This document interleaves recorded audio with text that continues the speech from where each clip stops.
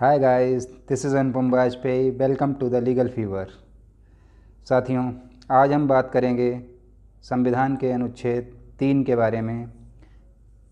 संविधान का अनुच्छेद 3 संसद को कानून बनाकर कुछ शक्तियां प्रदान करता है, जिसके अंतर्गत किसी राज्य के कोई राज्य क्षेत्र को उससे अलग करके या दो या अधिक राज्यों या राज्यों को के किन्हीं भागों को मिलाकर या किसी राज्य क्षेत्र को किसी राज्य क्षेत्र के भाग में मिलाकर एक नया राज्य गठित करने के लिए शक्ति देता है।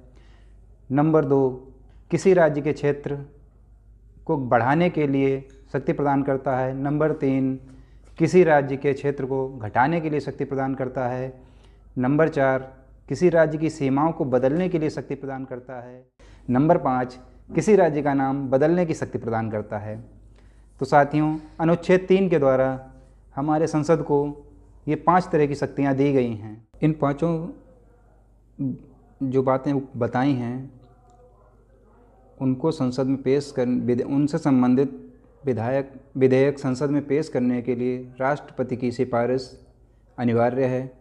उसकी अनुमति के बिना कोई भी विधेयक इस तरीके का संसद में पेश नहीं किया जाएगा। साथियों, इस विधेयक को राष्ट्रपति उस राज्य के विधानमंडल के पास सुझाव के लिए भेजेगा जिसकी सीमाएं इस विधेयक के पारित होने से या नाम इस विधेयक के पारित होने से प्रभावित होता है, और एक समय सीमा उसके लिए निर्धारित की जाएगी। उस समय सीमा के अंदर ही उस राज्य को अपना सुझाव संसद को देने होंगे। साथियों, जो नए राज्यों का निर्माण और उनके क्षेत्र सीमाओं में परिवर्तन से संबंधित अधिकार संसद को दिए गए हैं, जिसमें संसद का कहने का अर्थ है कि ये जो शक्ति है वो केंद्र सरकार की शक्ति है, और केंद्र सरकार चाहे तो उसको अपने बहुमत के, क्योंकि बहुमत प्राप्त दल ही सरकार में होता है, तो वो अपने बहुमत के आधार पर इसको पास करा सकता है। साथियों, जैसा कि हम लोग जानते हैं कि राष्ट्रपति जो होता है वो मंत्रिपरिषद की सलाह से ही काम करता है, अतः सरकार को राष्ट्रपति की उस विधेयक पर अनुमति लेने में कोई कठिनाई नहीं होती है,